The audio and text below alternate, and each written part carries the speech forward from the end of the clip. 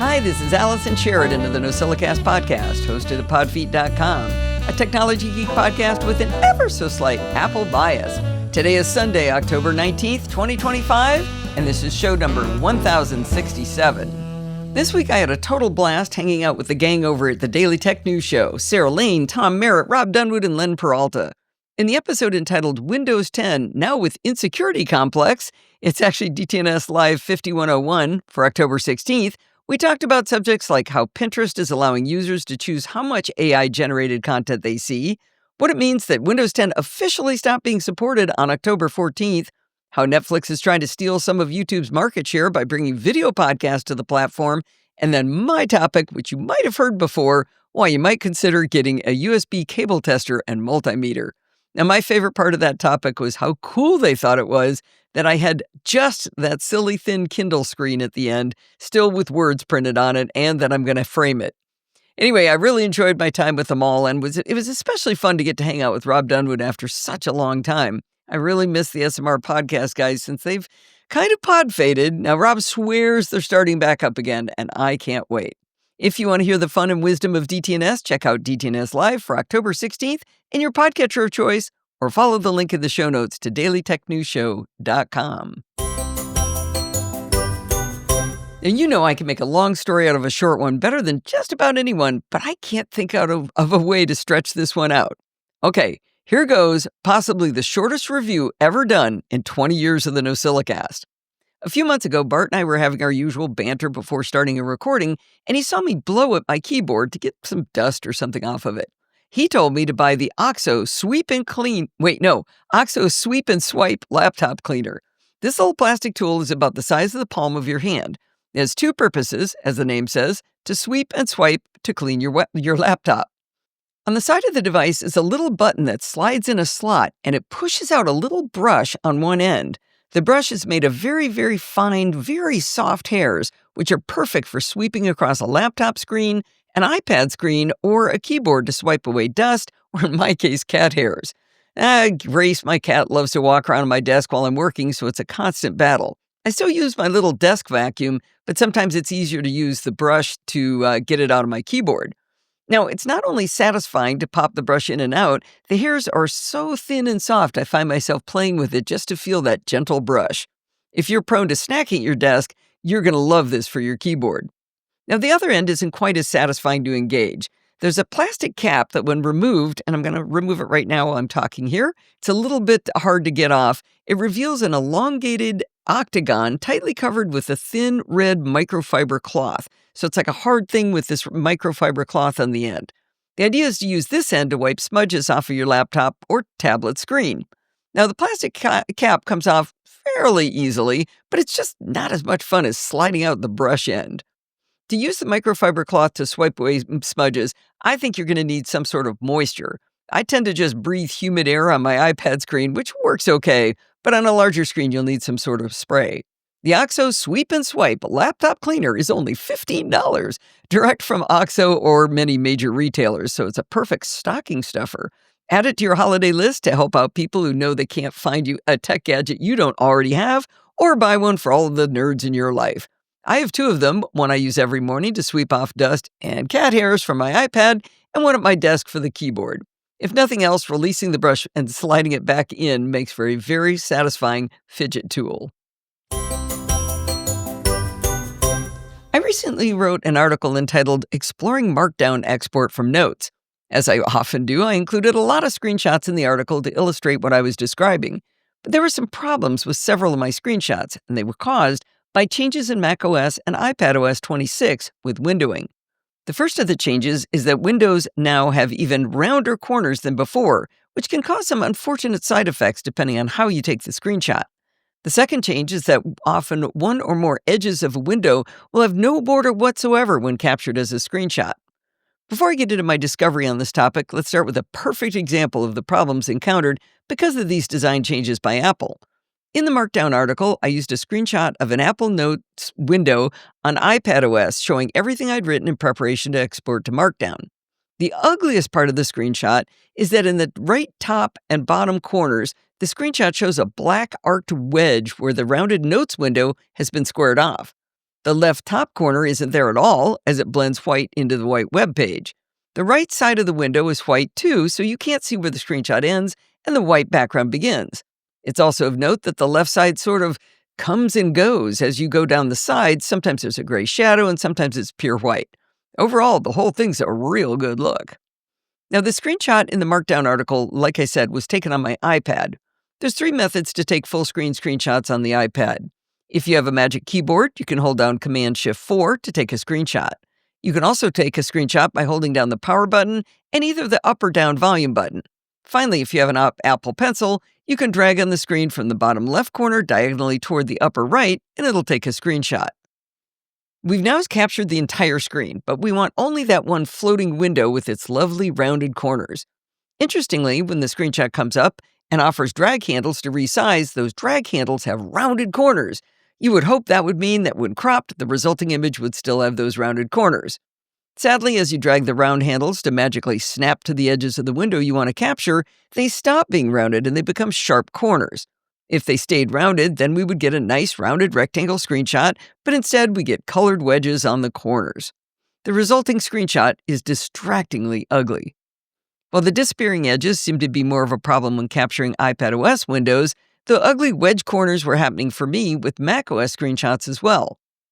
When I got frustrated with this problem, I posted a question to Mastodon asking the collective, what are we going to do about these terrible wedge corners? Not even addressing the disappearing edges yet. We focused on Mac screenshots in the discussion that ensued, but I'll circle back to a solution for both when I get to the end of the story. I got help from a whole lot of people, but I'm going to really concentrate on the contributions of just 2. The first is Ken Case, CEO of Omni Group, and an all-around terrific guy. I also got help from Dr. Drang, who's been a writer, scripter in the fabric of the Apple nerd community for a very long time. Before explaining their ideas, though, let me talk about how I normally take screenshots on the Mac. I use a couple of different screenshot utilities. My primary tool of choice is Shotter from shotter.cc, that's spelled SHOTTR, and I also use CleanShotX from cleanshot.com, and you can also get that one through SetApp. That's kind of like a second favorite. I tend towards Shotter because I prefer its annotation tools, but I still use CleanShotX regularly. From time to time, I'll even use Apple's built-in screenshot utility, screenshot.app, which you can find in Applications/Utilities. If I take a windowed screenshot with Shotter on macOS, I get the dreaded wedge corners. Ken Case said he had a screenshot process that wasn't giving him the wedge corners, and that was using the built-in screenshot.app. He explained his process, and it starts with using the keystrokes for the built-in tool. Let's review those right quick so his explanation's going to make sense. If you open System Settings, Keyboard, and look for the Keyboard Shortcuts button, you'll get a list of Apple features that have keyboard shortcuts, one of which is screenshots.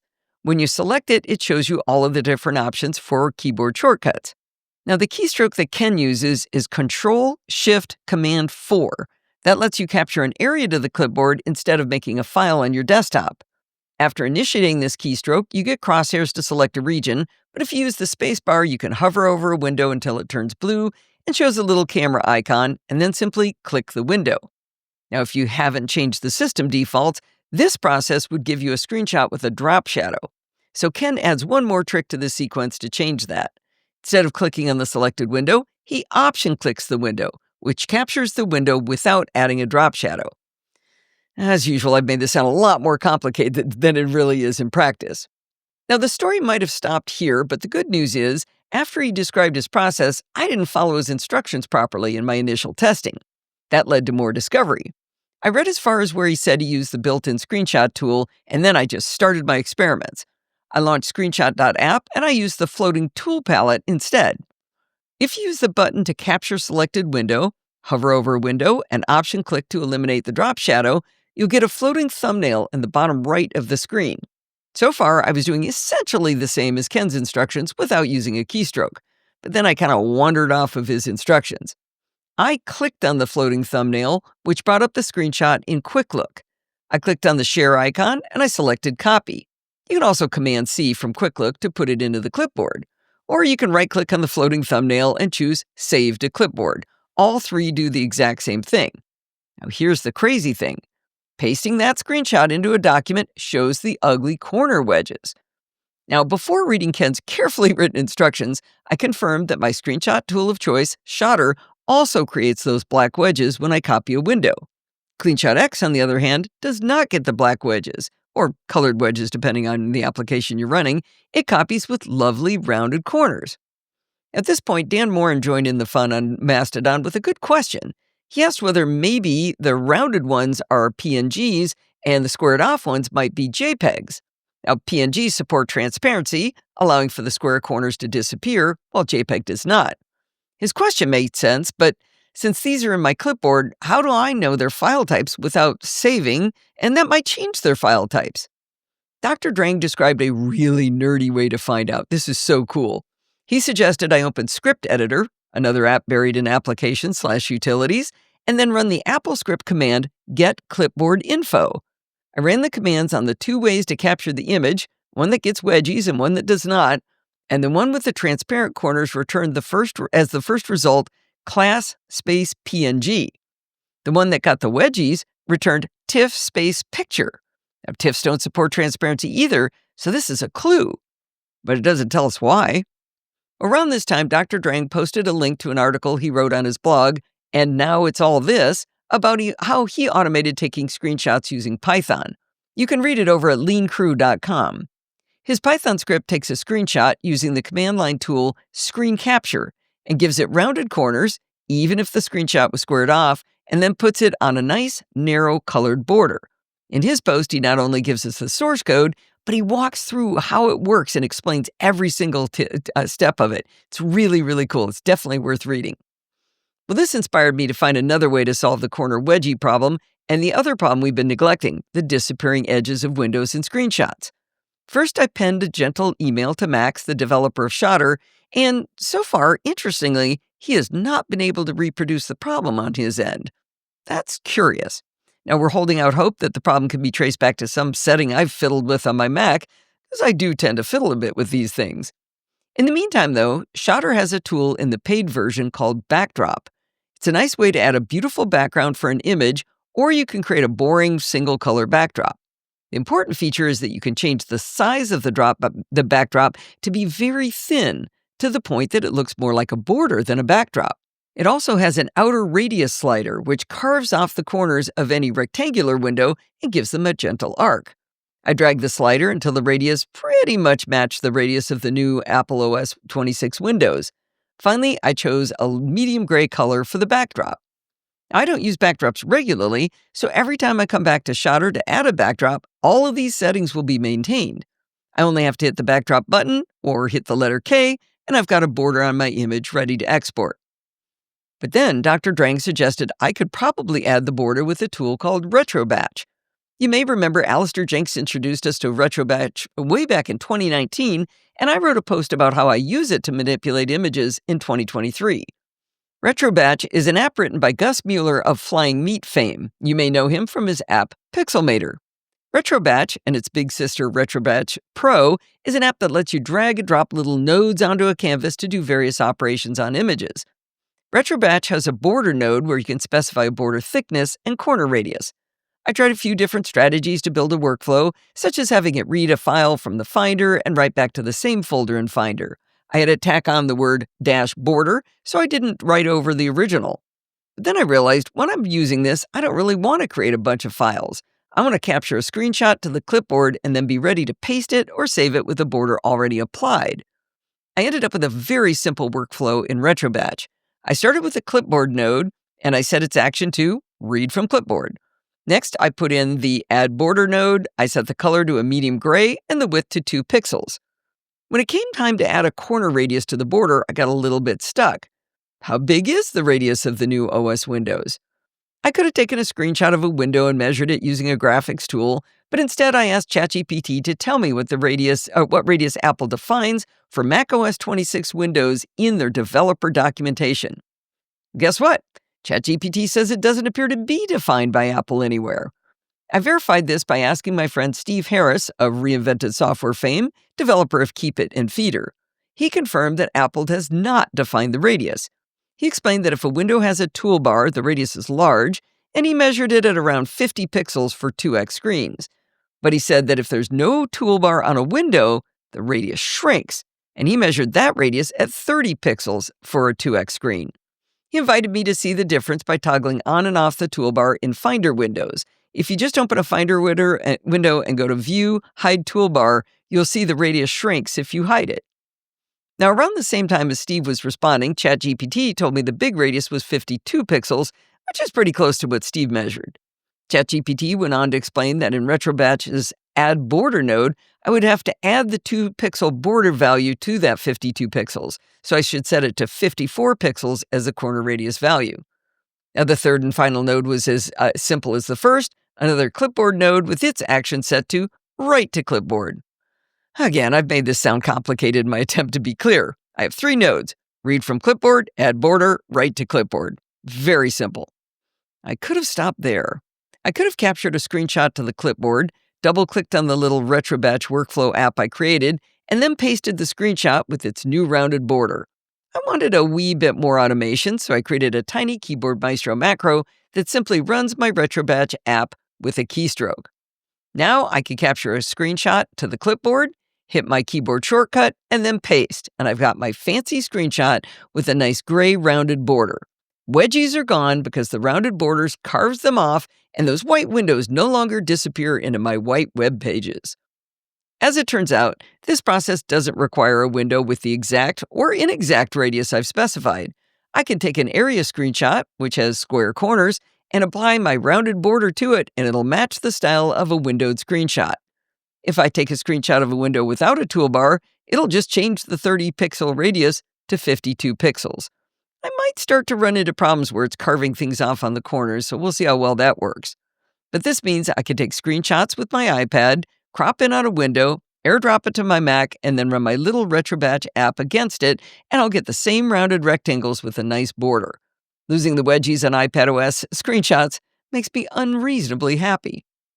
Now, the bottom line is that while I do like the new roundy windows in iPadOS and macOS, I think they're very pretty, capturing the windows and making nice screenshots is more challenging than it used to be. Researching the issues was great fun, especially with the help of folks like Ken Case and Dr. Drang. I also want to give a shout out to some other folks who chimed in to help. We had Ben Etherington, Wayne Dixon, Callum, and Simon C. Hulse. I now have a nice little automation to clean up my screenshots, but I have a feeling I might dive even deeper. Remember, I mentioned that Dr. Drang uses the command line version of the screenshot app, and it's all done from the terminal. If you could do it on the terminal, it means you can write a script for it. If we can write a script, that means we could put a script to take the screenshots themselves into Keyboard Maestro right before it calls the RetroBatch workflow.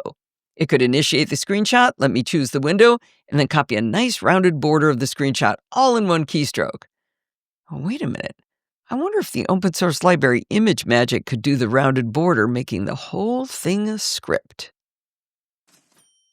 One of the ways I made it easier for you to support the show was by creating a way for you to make a one-time donation where you can just use a credit card with no sign-up process.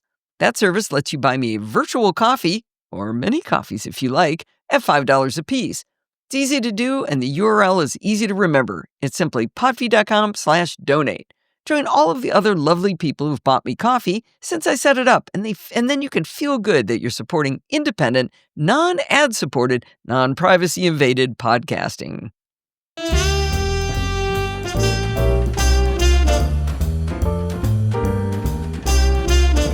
Well, it's that time of the week again. It's time for Chit Chat Across the Pond. This is episode number 823 for October 18th, 2025, and I'm your host, Allison Sheridan. This week, our guest is Adam Engst, the lovely owner and author of Always Brilliant Articles over at tidbits.com. Well, this week, Adam took on a subject I'm guessing is pretty close to maybe 100% of the audience is going to care about, and that's how to tame liquid glass on Apple OS's 26. Welcome to the show, Adam. Hello, Allison. Nice to be here. Well, before we get stuck in, this conversation must go hand in hand with Adam's article on Tidbits entitled How to Turn Liquid Glass into a Solid Interface, because everything is screenshotted in there that he's going to talk about today, where he goes through. And we got to talk about the screenshots, Adam, because I'm many screenshots. I'm a big old screenshot person. And it's not just that they're beautiful and well framed and everything. It's that you manage to capture it identically. Here's the same thing with this setting, this setting, this setting, and then all the settings combined. And you're doing it on the Mac and on the iPhone and on the Apple Watch, and it's And even the Apple TV, which was even the hardest. oh yeah, that one's creative. That one was sort of like, "How do you do this?" Because I didn't wanna do that much about the Apple TV, so Right, you managed to minimize it, but I bow down to your screenshot, chops here. This is and I am a big old screenshot hog. Like, one of the things that, really surprised me, we're gonna talk in, let's see, it was on the iPhone, when you drag down from Notification Center, I never noticed that as you're dragging down, it distorts the letters underneath it of the icons on your home screen. And I never noticed it because I always just do a swipe down, and as soon as I swipe all the way down, everything kinda gets blurry or fuzzy and you don't see that effect. But you managed to capture it partway down in 2 different screenshots, partway down the exact same way. in 5 different screenshots, 6 different screenshots. Oh, yeah, you're right. Oh, It's god. all of them. No, I did so it liquid glass turns out to be kind of a tricky thing to document in static images. And 'Cause because it's the blurpy thing you're trying to catch. right, I mean, all this stuff goes by quickly. And so when you're trying to, like, point out a particular thing, you do need to find a static image so you can talk about it. But simultaneously, it's sort of not representative of what people will see.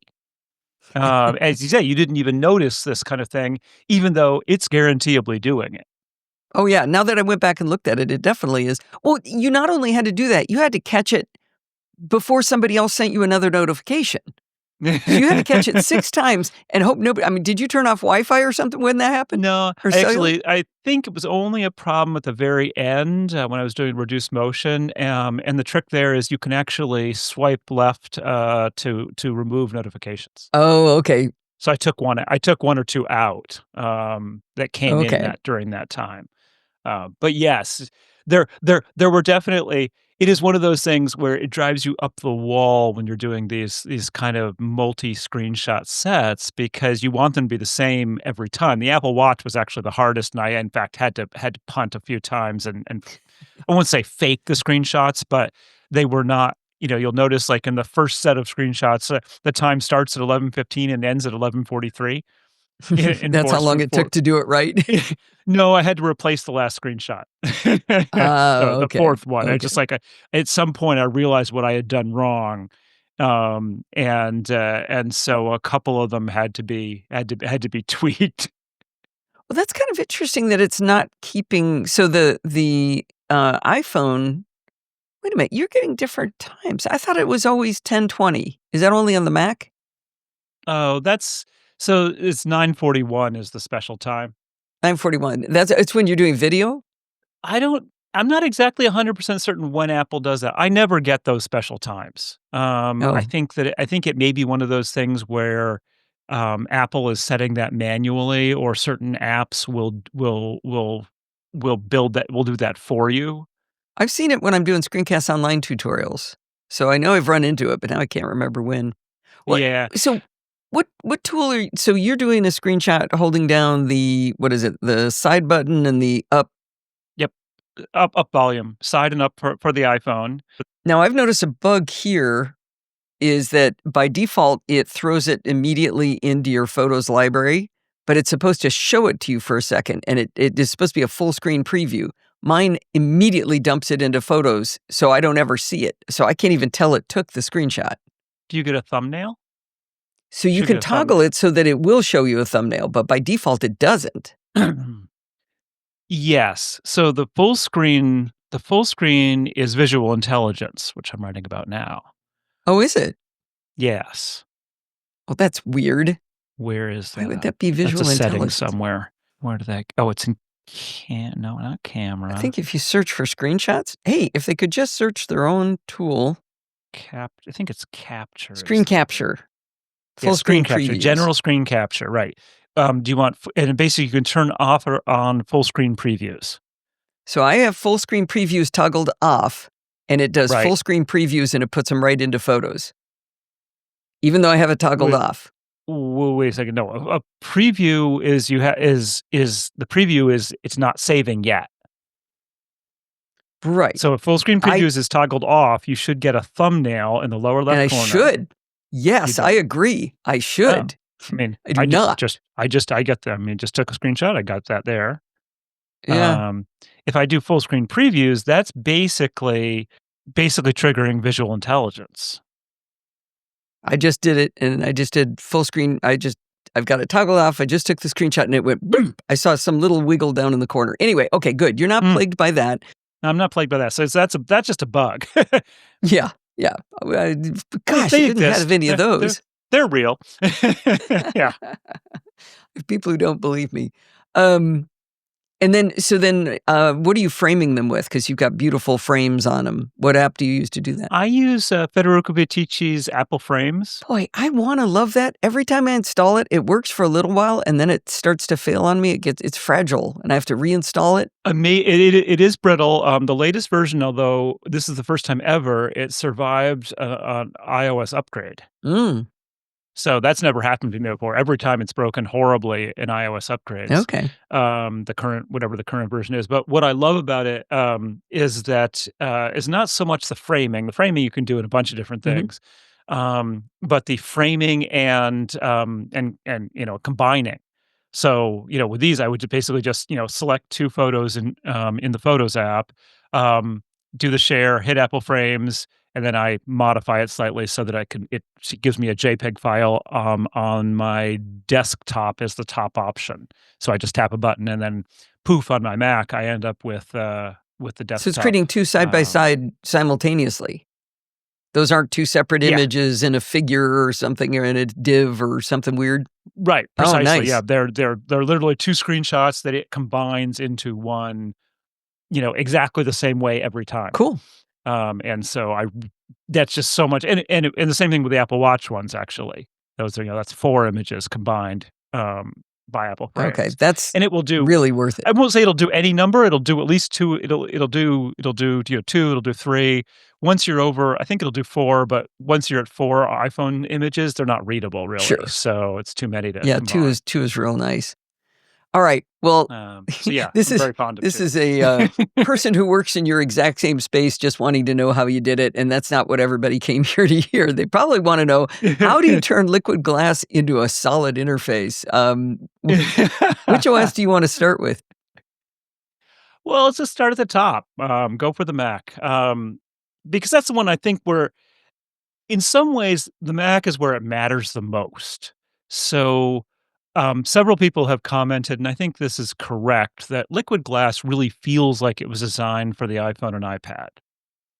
And while Apple has done many of the same things on the Mac, it's a little less successful, and I think it's more important to fiddle with it on the Mac so that it looks and works the way you want it to.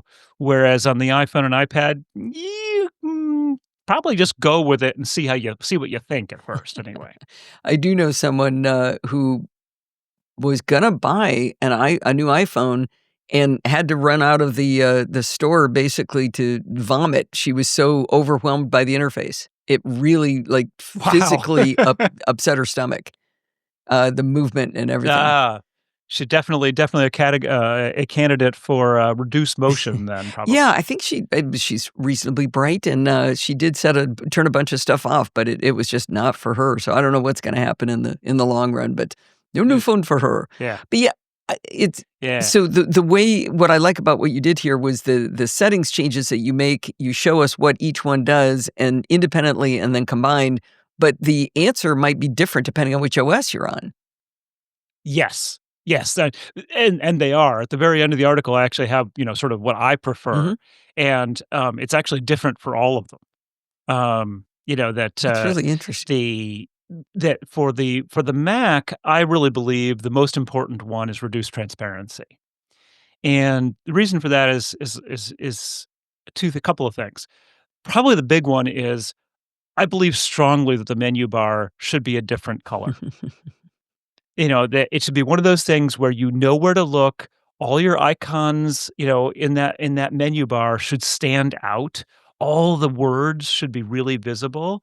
And, you know, obviously everyone's different in terms of what they put on their wallpaper, but, at various times, I often have wallpapers that change. Mhm. I kinda like wallpapers that change. And so, like, I don't wanna ever have to be in a situation where suddenly I can't really quite pick out, one of those silly little menu bar icons because it's above some weird They're background. already hard to tell apart since they've all gone They monochrome. I are! mean, it used to be nice when you Yeah, could they're see all the color of them. I mean, some of mine are Yeah, I have a color, couple. but, like, Zoom is color, but, just a couple of them. Dropbox has a little badgy thing. I have a little app called Simon, which is a monitoring app, that's color, but most of the rest are black and white. Right, so that doesn't Um, help. no, it So doesn't. So just in general, like, though having the menu bar be its own thing, I I feel somewhat strongly about from my usability standpoint. That, yes, I know where it is, but I wanna read it. we jumped in a little bit here. Where we're changing these things is system settings, accessibility, display. Is everything in all in there Yes. on Um Everything is in system settings accessibility. There is one other, oh, control, motion is going to that's be not elsewhere. in Yeah. display, in motion, right. That's a reduce motion one.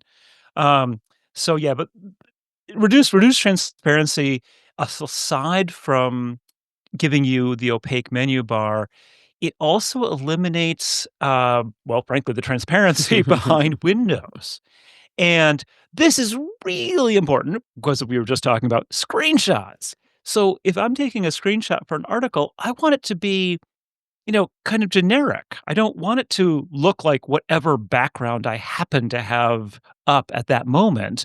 And there's a definite bleed through on these things. So, like, Spotlight's a good example. If you take a screenshot of the new Spotlight interface, man, do you get a lot of bleed through. Oh It actually yeah, changes color. yeah. And so that's kind of an I've issue. had trouble finding Spotlight. Like I know I just launched it, like on the screen. Oh, really? Huh. Without It this moves reduced around on you? contrast turned on. Oh, yeah, yeah. So, right, because it's just, I mean, you could see, like, in my examples, like, the widgets also, they're barely visible. I mean, they're see-through. And, there really are that kinda Iron Man glass interface, where, Tony Stark is, drawing things on a on a clear pane of glass. And so I'm not wild about that as a kind of usability thing. And so reduced transparency brings a lot of that down. It makes everything, hover above whatever that background is. Oh, the other thing I was gonna say about the screenshots, because a lot of the times I really do have my wallpapers change. Imagine I'm writing an article and, I take a screenshot at time A and it's one color, but and then my background changes and I take another screenshot. Well, now it looks completely different. One's blue, one's green, like, it's just not okay. And so so reduced transparency gets rid of that so that your windows just stay, the light gray that they always are.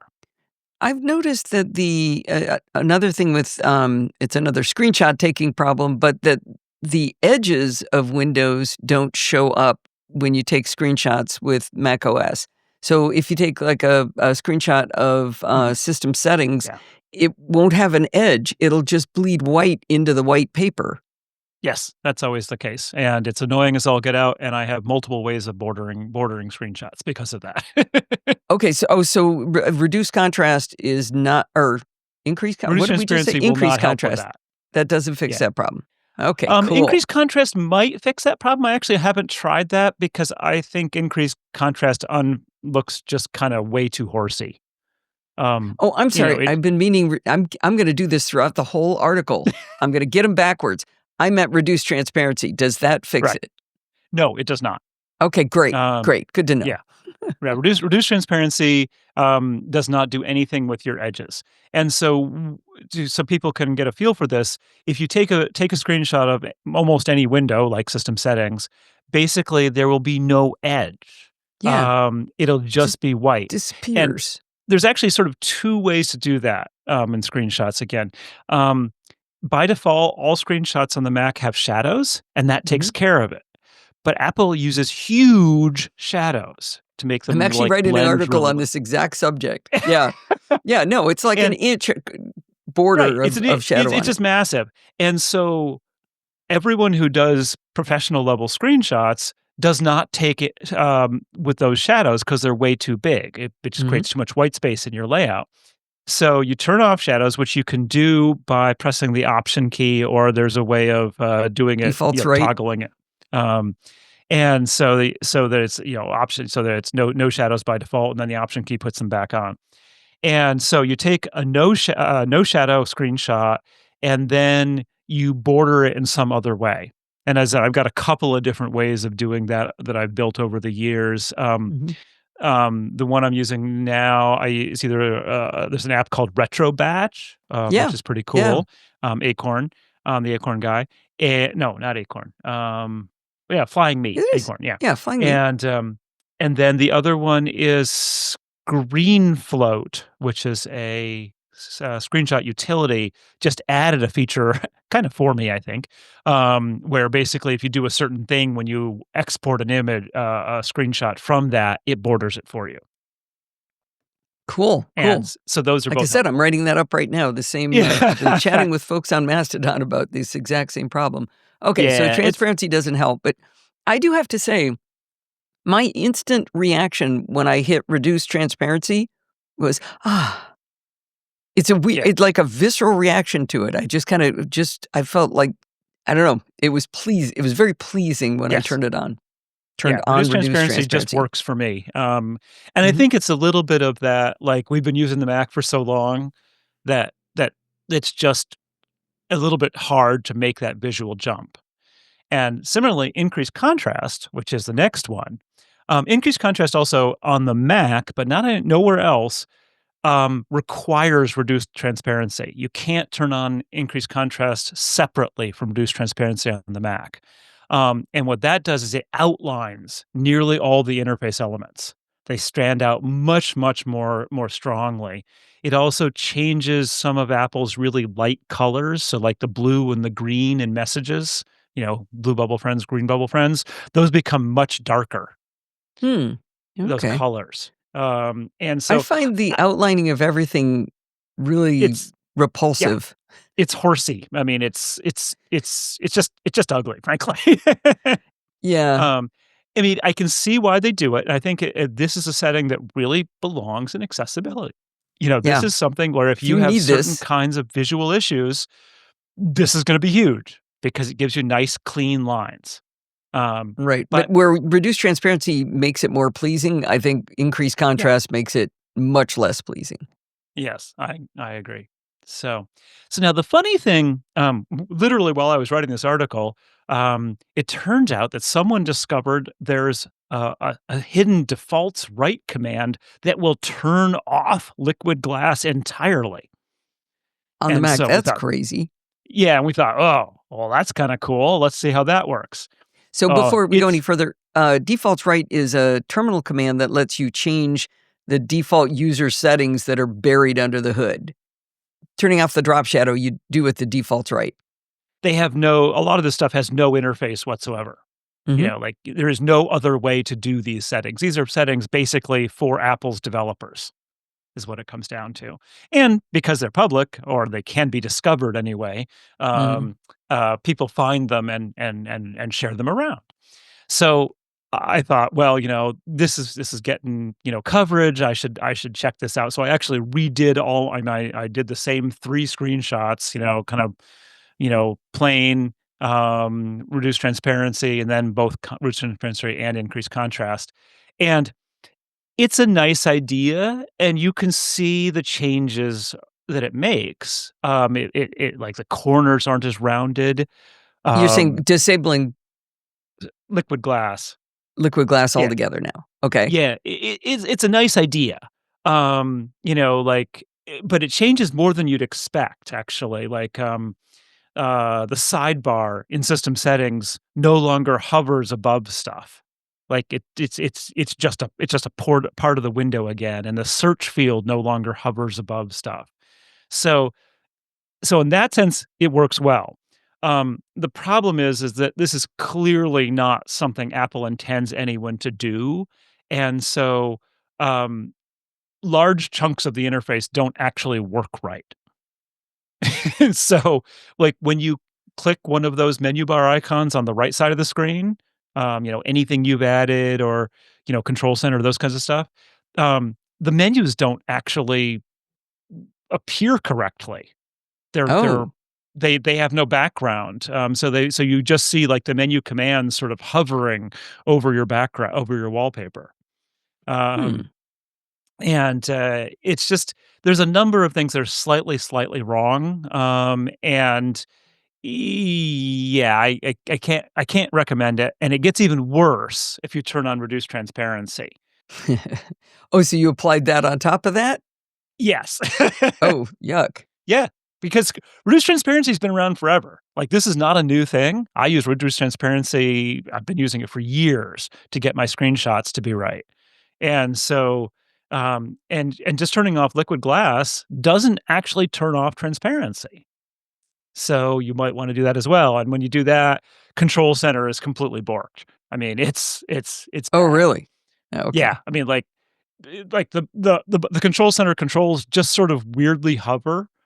You can't they're just sort of, like, put there, like, there's no background to them. There's no sense that they each have their own button space or anything. Oh. You literally just see, like, the words and the controls kind of hovering weirdly in space.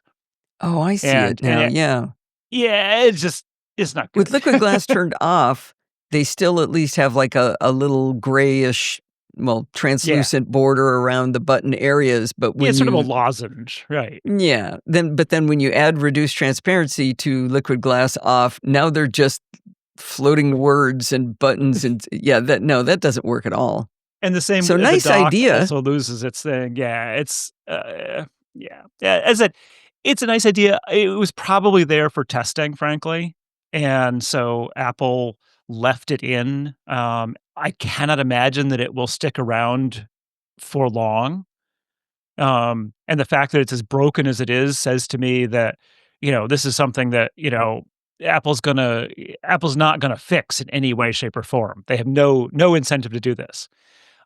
So all that said, there is one other thing you can do that might be worth doing, and I played with it very briefly, but it was sort of not worth the effort for most part for me, which is you could turn liquid gloss off per app.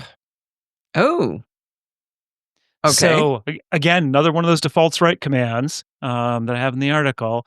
You have to figure out what the app's bundle identifier is. There's a way I explain how to do that, and then you can turn off liquid glass for just that app. How much of a help this is, I don't know. And obviously every app is going to be different. My suspicion is it will only work with Apple apps. I did not test this significantly because I don't really think it's a solution to much of anything.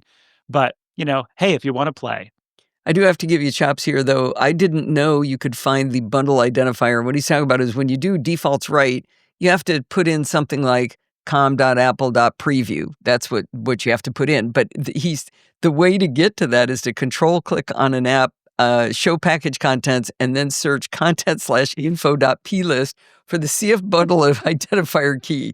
I love this. I'm gonna come back to this just for that piece. That's fantastic. I have to admit, I asked ChatGPT. I mean, Ah, like, okay. I knew of ways that I could get something close to it, but I didn't know if there was, like, a guaranteed way of doing it, and I was like, "Oh, that's it. Okay, yeah." Okay, that's really funny. That's awesome. So if you really are a control freak, you could maybe wanna do this. Yeah, I mean, someone wrote to me and said that he turned it off and then he rebooted, and I think he sort of forgot that he'd turned liquid glass off, Oh, and then stuff just was just breaking, and it was just weird for him, and he was just freaking out, like his machine was broken, he was gonna have to reinstall macOS and whatnot, and then he remembered that he'd turned off liquid glass, and he turned it back on and everything was okay.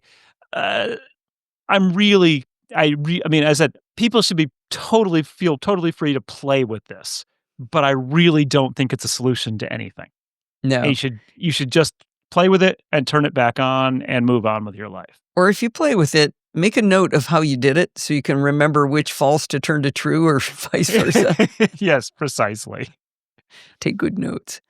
All right. Well, what about the motion problems like what Kaylee has with the iPhone? But in macOS, is that available? I have to admit, I don't know a lot about like what the what the physiological issues are that generate this. But yes, some people basically certain kinds of interface motion makes them horribly nauseous. And Hmm. so Apple's again long had this system settings, accessibility, motion, reduce motion switch. And it's a little hard for someone like me who does not have this problem to quite know what it does. Um, and so, like, if Interesting. you the main place I can see it is when you go into full screen mode, things kind of expand in, and when reduce motion is turned off, it becomes a crossfade. I don't again, I don't quite know I don't know enough about the condition to really know kind of how big a deal that is. It doesn't make a huge amount of difference for liquid glass on the Mac. Okay.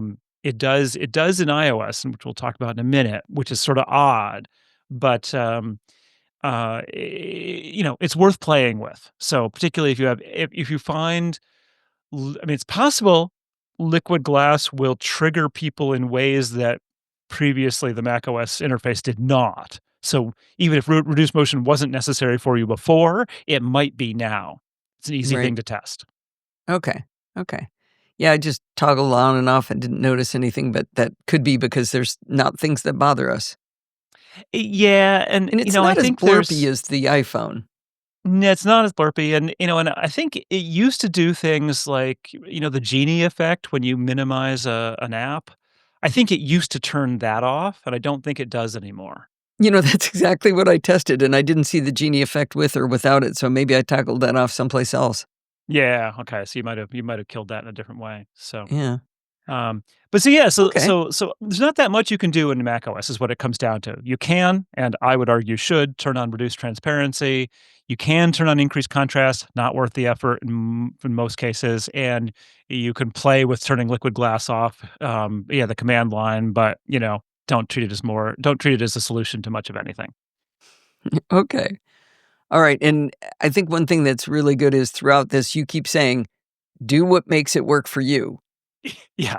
right? Because So, what I Adam likes forget is not necessarily what everybody would need. I yeah, and I can't remember. I think I wrote books about iPhoto way back in the day, and at some point, I'm not a photography person as we've discussed, but at some point I was writing about editing, and so I actually did a fair amount of research into like I was writing about doing color editing on photos, and so I did some research into gamuts and things like that, and it became intensely clear to me that no two people see the same thing. It's What just is like that dress? Is it gold and white or black and oh, blue? yeah, I mean, my wife and I actually disagree on what blue and green are. I think Hmm. I'm I think my view of what's blue is more commonly agreed upon by other people, but how can I say she's wrong? I mean, it's what Well, she and color sees. blindness is 8 times more likely in men than women. I'm just Yeah, saying. yeah. I mean, yeah, I have a friend who's fairly I won't say profoundly red green colorblind, but it's a big deal for him. 'Cause Mhm. he's a trail runner, and you can't put if people use flags that are orange, he's like, "Oh, please." Like, they don't look like anything to me. They look like leaves, not helpful. I have a friend So whose dog used to hide from him in the grass. It was a brown dog, and it could hide in the green grass, and he couldn't see the dog. yeah, yeah. So it's all of this stuff, and there's it turn and as it turns out, like with the motion stuff, and and contrast and all that, everyone's eyes have work differently. So it is Mm. purely always go through all these things and look and see what you think of it, not what I did. I mean, I will give what I believe is a relatively middle of the road recommendation, but Right. just But from I what I think what you gather, did I have here normalish eyes. what I think you did here was really important, though, like, especially when you talked about the turning off liquid glass altogether, is I might not have realized all of the other repercussions of doing it, that it Yeah. fixed these things over here, and I might have not noticed, and then all of a sudden after a while going, "Wait, why does that look so stupid?" So, I think knowing what the changes are through your article is really good. But let's take on iOS 26 because that's where most people Yeah. are probably Okay. experiencing it. So reduce transparency. So in iOS, you want to talk about screenshots, I can do something different with iOS, which is that I can take two screenshots and put them side by side because two Mhm, screenshots in an iPhone look really good next to each other. And mhm, so for my article, basically the left-hand one is always the unadorned, just plain old default settings. And then the right one says, oh, what does it look like you've turned on right reduce transparency? And so you mhm, can just go look left, right, and go, wow, that's a lot more readable.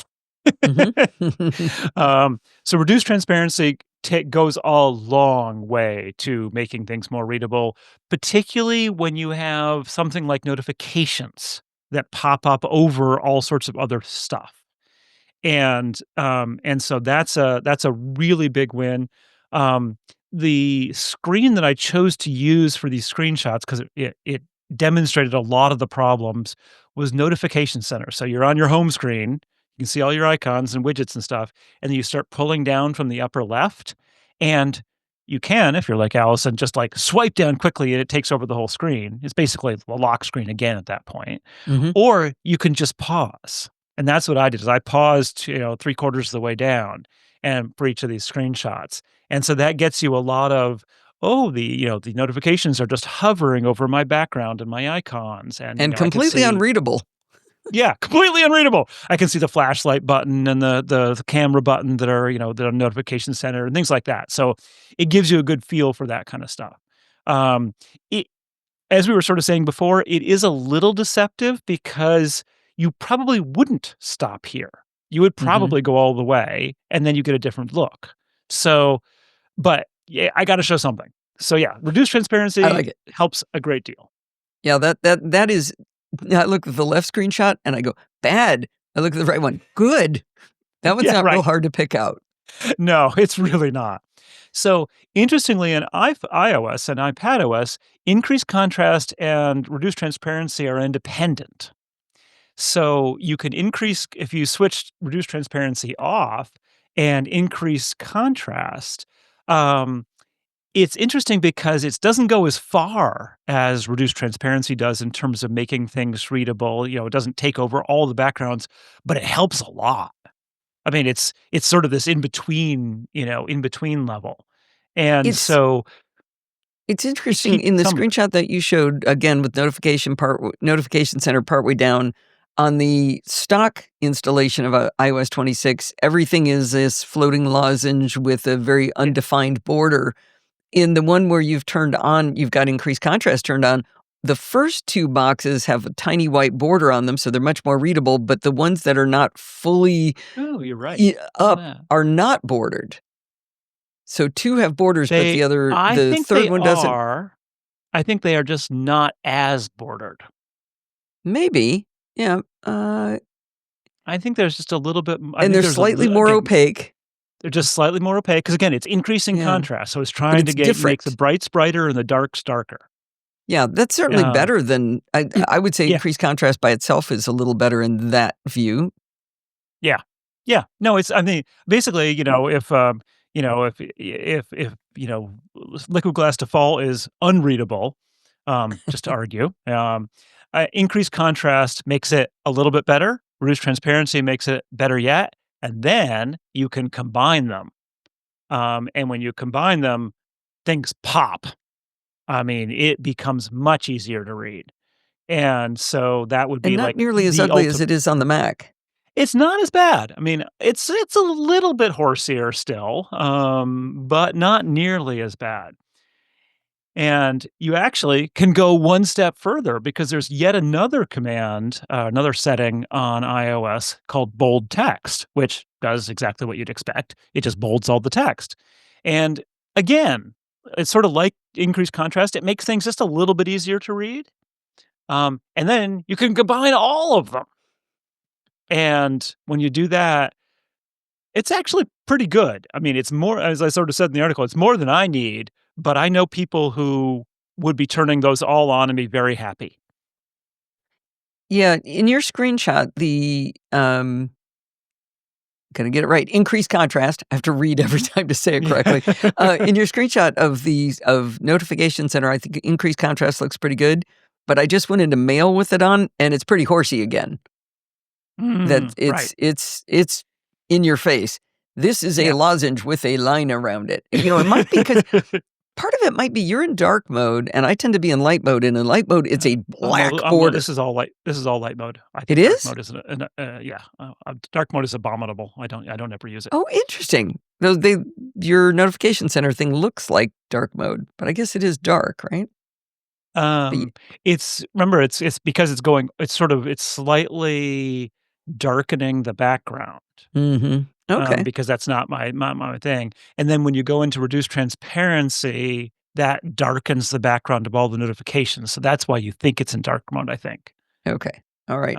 So Well, I'm that was the still not a trick. fan of increased contrast. No, no, But like you said, we get it's to a choose. yeah,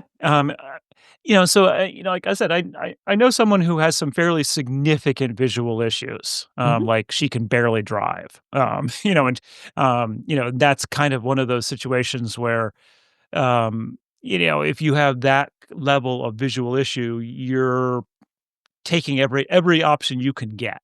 Sure, And sure. so for her, reduce transparency, increase in bold text, and probably increasing size. I didn't really Right. talk about that.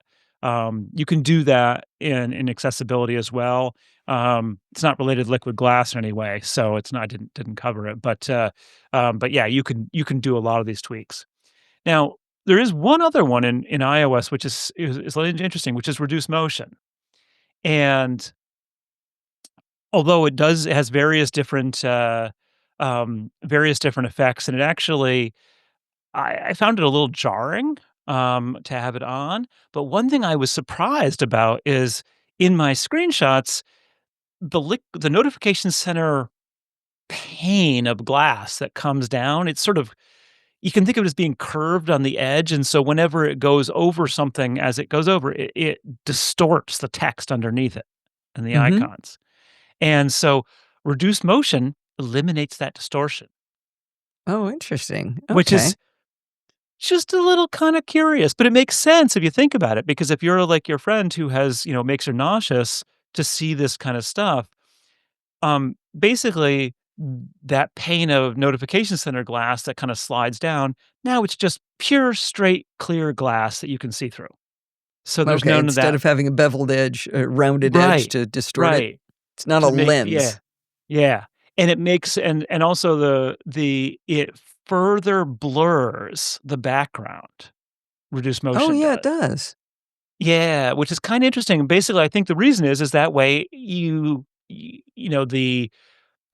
the sense that something is moving over something else is reduced. This makes me So wanna turn on reduce motion and increase or decrease transparency, those 2 things.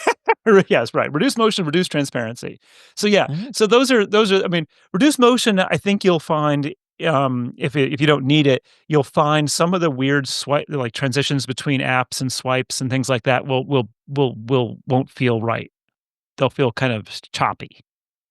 Right. Okay. So, but all that said, again, play with what you can. So and then we get into there's a couple of other labels settings I just wanted to show people in here that not really related to liquid glass, but they are related to making things visual, look better visually. One was, of course, larger text.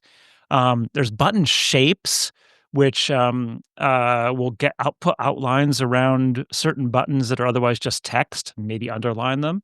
And then there's the off and on labels, which you uh, reasonably enough, thought might have been a typo because, in fact, I was using the pipe character for on A an circle. capital O for a circle for off. I did Yeah, I not don't even look think for it's the an O. appropriate. It's an Yeah, O. It's an what O. he wrote was a pipe for on and a circle for off, but when that's written, it looks like a I, and I was like, Yes. but I'm really glad what I wrote to Adam was, "You don't make typos, so I don't understand what is this?" I was really happy to And find out it wasn't a typo. yeah, no, it was like because I was thinking of it as I'd forgotten that it was called a pipe. I was calling it a bar, and I was thinking like, but it's not and it's not an I. I literally didn't even think about it because it's not Mhm. an I. I wasn't Right. typing I was typing some other weird character. So, Uh-huh. yeah, so until you mentioned that, I'm like, "Oh, right, okay, I see I see what she's doing." But one of the interesting things you can see in in these screenshots, actually, is because I have increased contrast turned on, the green of the switches is wrong. Wrong? Just It's just different? it's just well, that's what I mean, it's different, but it's like it will feel wrong to anyone who is not used to this. It's a Okay. very different green, and I have had people on occasion I have people who said, like, "Why does my s why do I see a different green than everyone else does?" And Oh, I'm like, "Oh, okay. because you have increased contrast turned on." They often, like, someone turned it on, they turned it on years ago and had no idea, that kinda thing, they usually don't care, but they're just curious, like, "Why are my colors different?" I And that's increased contrast does that. I'm glad you brought up, button shapes because that's one that doesn't have this dramatic effect on everything. It's sorta like things that don't look like buttons become buttons because it's the knowledge of it being a button that makes it look like a button with that turned on. Yeah, and that one's hard to find examples of. I think Um, the word it back is a classic example, right? Yeah, maybe, yeah. I think there was some in photos I saw too. Mm, So I played with it for a while, but again, it's a subtle enough one that, there's no harm in turning it on, and see if you notice, and if you turn it off, you see if you notice again. So, but I mean, even you can even see like, those links, like what's new in display and text size, the Apple has these they're basically hot links. It's hot link text, it's blue text, and those are not buttons. So even turning on button shapes does not put a circle or, put an oh, outline really? around those. Oh, that's Yeah, bad. yeah. So it's a little funky, no question. But if if people have trouble identifying it. Cool. Alright, So well, time to find out what watch OS, happens in the watch. yeah. So I have to say, liquid glass in the watch is Not as probably the bad? least troubling. Yeah, because it's not bad. Because the fact of the matter is, there's so little that can happen on the watch screen that Apple really couldn't go nuts with it. I mean, the screen is just small, and so if they did too much, it would become unreadable very, very quickly. So what I did here was I took 4 screenshots, trying to show different aspects of things, going from the main screen. I chose the photo screen. Obviously, there's what? There's gotta be like 100 watch faces now. I don't know how many watch Oh. faces there are. Oh, so there's a So photo's face is what you're talking about, yes, the right? photos face. Okay. I will admit, I love the photos face, just like I love the photos lock screen. And it was when Apple introduced it last in iOS 18, um, it was the thing that finally made me switch from modular. I've Really? always used modular. Yep. I'd try something, I'd always come back to modular, but photos, I just love photos. So, um, So you put in 4 screenshots representing the default liquid glass settings that sort of show off what right. happens on So, some. yeah, so the photos face, I swiped down to show a notification. Mhm. I pressed the side button to show control center, and I swiped up to show smart stack, which just happened to have a couple of a couple of icons on it. Okay. So you can see that, and then I did okay. Let's turn on reduce transparency. And whoa, it does exactly what it says. It reduces the transparency. And so like the notification sun is no longer hovering over everything. Control center is no longer hovering over anything. Smart stack, you can't see the photo face through anything. It's actually it's much more readable. I will say it's less attractive. Yeah. Yeah. The background is just now sort of grayish, brownish in my example. Where on the other devices, reduced transparency really does reduce. I would call this remove transparency. Yes, yes, that is exactly it. It eliminates transparency almost Right. completely. Um, so Which, now if it bugs if you you, it's yeah, perfect. yeah.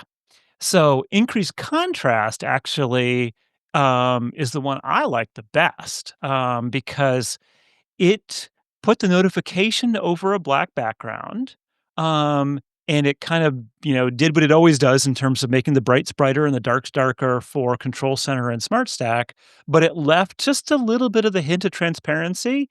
So it those 2, Hmm. Control Center and Smart Stack, do feel like they're hovering over the image just a little bit. It's so So interesting that we've been using the word horsey, and I don't know why, but uh, wherever it's our word now, increased contrast on the other devices was pretty ugly, but here yeah, this is actually prettier.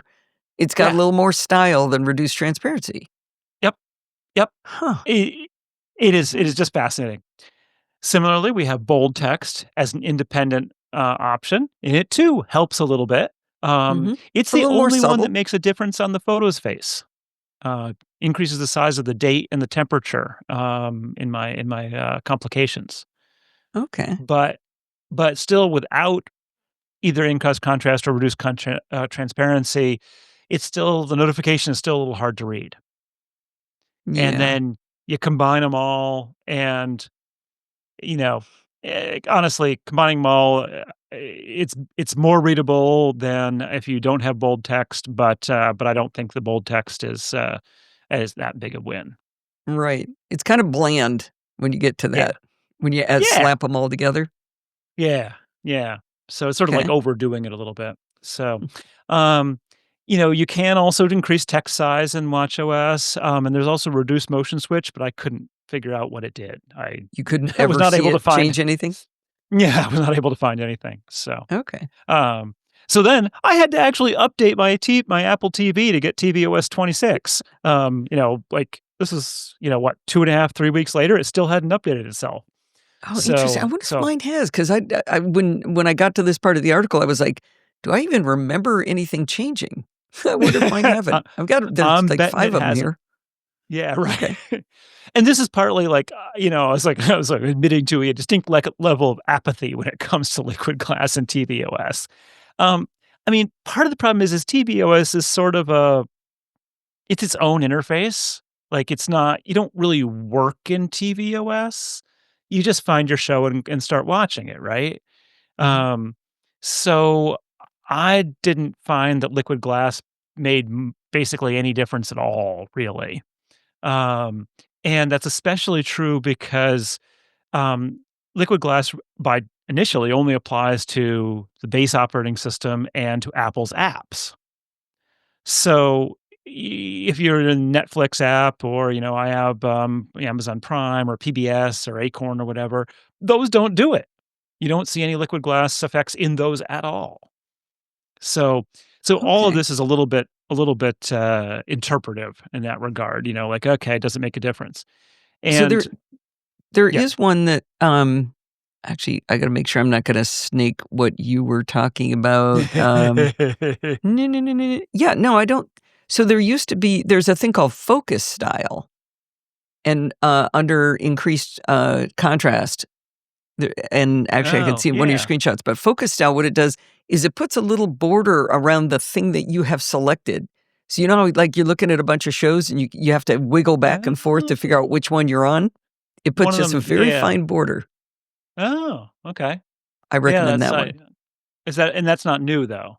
No, it looks like it's in Okay. a different place. In your screenshot, it shows on display, it's right under reduced transparency. It used to be Yeah. inside increased contrast, Oh, and interesting, then okay. reduced transparency.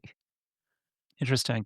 Alright. Yeah, so what I chose to do for tvOS was, I took a screenshot and interestingly, the way you take screenshots of the Apple TV, is you use QuickTime Player, and you do record movie, and then you point it, and then you can select your Apple TV as the source, As long and and it's black if you it choose any content. right, as long as you're not choosing content, you're fine. It Right. will refuse to take screenshots of actual movies and TV shows, Not even but Fitness Plus. That turns no, black really? too. Yeah. I Well, haven't you can tried see Fitness why. Plus. That's something they don't want Yeah, you selling or making free. yeah, right. So in any event, so I There's took a a lot of money in screenshot of the that. TV app, of the kind of the main interface, whatever that's called, and then of the settings app showing the settings that I was working on. And then I used, CleanShot actually, which is another screenshot, Mhm. utility to Screenshot X. combine them to put the main one sort of over the other 2. So I was just, like, showing certain things. And just like with the Apple TV or the macOS ones, the real utility of this is if you download them all, you can bring them up, use them, show them quick look, and then just use arrow keys to like switch between them. And By so download them one all, will he just means all of his screenshots. So you can go right A, down, yeah, B, download A, the B. screenshots. Yeah, and it's a really nice way to just flip between before, after, like in the eye doctor, and see which one you like better. I've noticed in your screenshots, if I tap on them in Safari, I get a little magnifying glass too, so I can make it Yeah, bigger or yeah. embiggen it, as Bart says. Embiggen it, yes. And once you've embiggened it, you can, right click. I think you can actually right click on it and download it. You either I think it doesn't have to be big or little. So, so in any event, so yeah. So the settings, so that we have the same settings here, right? Reduce transparency, increase contrast, and bold text. And I go through what they do, and they do basically what they do in other operating systems, but reduced transparency doesn't really make much difference. Mm-mm. No, it's really hard Increased to tell the difference. contrast makes a little bit more difference. Except for the fact that what it does is like in settings, we have these really kind of light gray headings over the controls, and it makes those brighter, so they're a little harder to see the difference. Oh, okay. And then bold text, I just hate. I think bold text on tvOS looks terrible. Um, so it's not a very it's not maybe it's like my possibly even my TV is not high enough resolution or something. It just looks muddy to me. So, and then I put them all together, and yeah, it's easier to it somehow like stands out more, but realistically, I didn't see it making much of a benefit at all. It's fascinating how different the effects are. Some are better on one OS than the other, and Yeah. some you can barely see the difference. Yep. That's Yep. really I mean, interesting. they always do the same thing, but they really don't. But they really do not have the same level of effect in each case. And once again, tvOS has a reduced motion option, and I couldn't figure out what it did. But while I was playing it, I found the ultimate Apple TV setting of all time, which is the ability to turn off autoplay video previews. Cannot Nothing to tell do you with how this much. subject, but you were poking around and found it? Like, well, there it is. Turn all those freaking things off. Can I tell you how much I hate it when I'm like just like browsing through TV shows trying to find something to watch, and I pause for a little too long and it starts playing the damn thing. I think, in Ugh. this world today, we're very divisive on many, many subjects, but I think we should do polls where we ask questions like, do you like autoplay videos? Yes or no? I guarantee you will get nobody saying yes. We can unite on this topic, if nothing else. Oh, oh, it's just like, like it's usually like I'm like I'll be reading the description or something like that, and then it will start like moving and talking at me, and I'm like, stop it, go Never, never, away. ever, ever, ever do we want this. Ever. All right, will you Uh, close this up with recommendations if you don't wanna go through all these settings and try them on your own, here's Adam's settings. yeah, yeah. So, macOS easy. Use reduced transparency. I think it's a win. It doesn't hurt much of anything. So like I don't think if you turn on reduced transparency, you'll think, oh, this looks kind of weird here. Now, in iOS 26 and iPadOS 26, I recommend starting with the default and seeing Hmm. how you do. Turn on reduced transparency if you don't like it, if you don't like the default. And the problem there is that you will find some toolbars, like at the top and bottoms of apps, which will look huge. Because what Apple Really? has done is they have basically made a big toolbar because they're expecting you to see stuff under it. And Hum so, me another bar on what you mean by toolbar. There aren't usually toolbars in iOS. um, let's see. Well, Let I me guess, I'm looking at mail, I've got all inboxes select and a 3-dot menu at the top. Is that what you mean? I don't use mail. Let me check. Um, Or you Yeah, can yeah, give me okay, so, yeah, in Mail, you've got the filter button and the search and all that.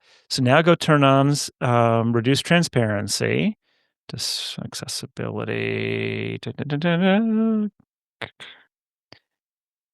accessibility, display, reduce reduce transparency, transparency. okay. Now when you switch back to Mail, that toolbar at the bottom looks horsey. Oh, at the bottom. Okay. Yeah. I don't know why I insisted on looking at the top. Oh, so at the top, it's the same thing except for you have to scroll, Huh. I don't right? find it that horsey. So it's so at the bottom, you've got like a 1/4 inch of white space, Mhm. which is where your whatever that's like so you can swipe left and right. And then it's cut off very tightly above the search field and the Yeah, it's a buttons. distinct line. It's a distinct line when they're really and whereas when you have accessibility, when you have reduced transparency turned off, um that those sort of hover nicely and you can see everything behind them. Okay, I'm going to challenge this though from a readability Okay. standpoint.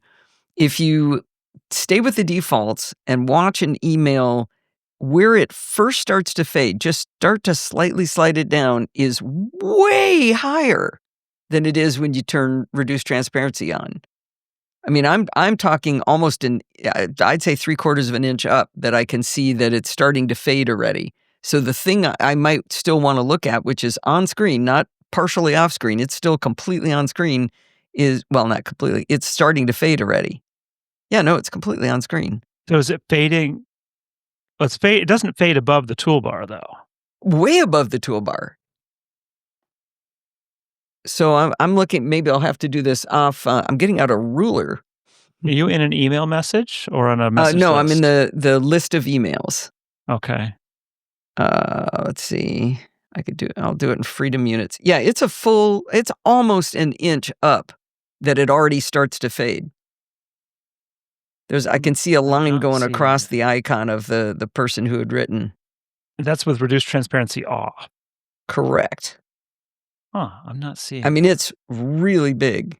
Well, maybe we can do a little screen share when we're done here and see whether I'm Yeah. hallucinating. Huh.